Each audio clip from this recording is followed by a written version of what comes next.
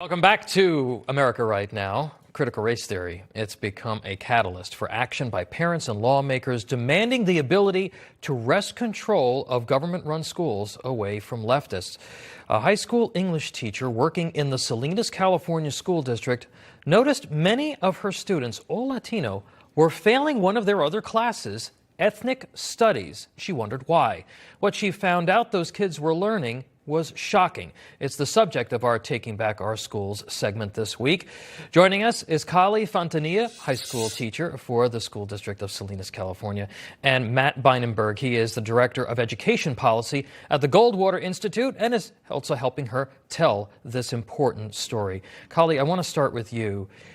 In this sad environment that we live in today, you took a great risk exposing this, but you felt parents had a right to know that this was in the curriculum. When you investigated, what did you learn?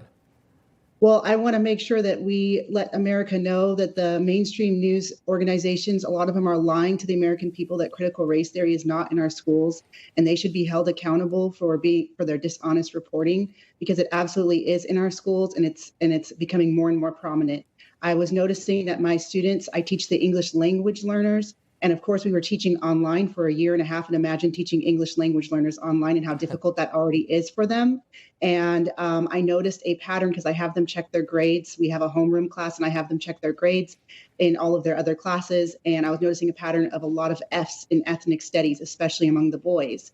And I would ask them, why are you guys failing your ethnic studies class? And they would tell me, this class is so dumb. And I luckily had access to the same platform as the teacher that was teaching this class at my site. Mm-hmm. And I got to see all of the lessons, and I was completely shocked by what they were teaching the students. Ethnic studies is not the study of other cultures. It's the study of leftist wokeism. Yeah, CRT is referenced in the district's ethnic studies syllabus, stresses students will study intergenerational trauma, the so-called 4 Eyes of Oppression. The course included a privilege quiz and activities for students to help create an intersectional rainbow. Matt, over to you. What is your advice for parents whose kids are being force-fed this leftist brainwashing? Yeah, it's to not accept it. As Kali said, we're seeing it's just a completely disingenuous narrative from the teachers' unions, from the media that are bent on telling everybody this kind of content isn't being taught.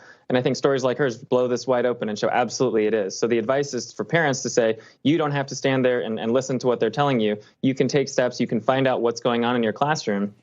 We at the Goldwater Institute are actually working to help craft legislation that's now taking off across the country to provide online access, curriculum transparency for parents to be able to see exactly what sort of content is being taught in their classrooms. So when stuff like this shows up, they can know about that in advance and not have to just take the word from the teachers' unions. Right. That everything that's being taught is appropriate and that there's nothing here to see.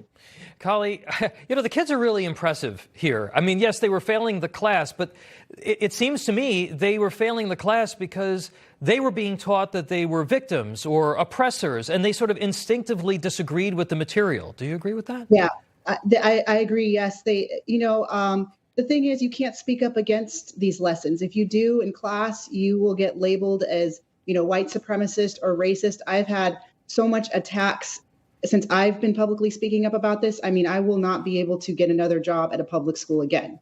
I know that there's teachers across the nation who feel like they cannot speak up because they will have their job threatened if they do.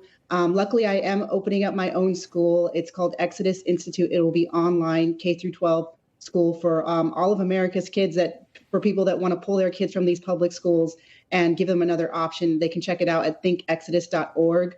But yes, my students were not enjoying this class. I will say there was a few, of course, because they are being brainwashed into this doctrine. But the majority of them did not understand why they were forced to take this class. It was a graduation requirement. It's just so fascist that you spoke out on this. And you had to move. You had literally lost your job and you had to move. Matt, kids in California are going to be forced to take these classes under a new law. Does any of this violate the Civil Rights Act, for instance? Or is there any kind of legal recourse, do you think, for parents? Yeah, I mean, it's very clear that the spirit of the Civil Rights Act, the U.S. Constitution, I mean, teaching that we should be discriminating based upon race is clearly antithetical to everything about this country. And yet we're seeing this effort, this critical race theory that pushes this ideology. And so that's why you have seen states step up and say, you know what, we're not going to have our public schools and our state employees teaching this. Now, obviously, in places like California, where they're going out of their way to push it, that's where, as Kali said, it's essential that parents recognize that they have options, and in those states to make sure that we're going to tighten those safeguards for parents and say, we're not going to let you teach this, and we're also going to make you disclose what it is that you're teaching so that parents can see it, they can know it, and they can avoid it.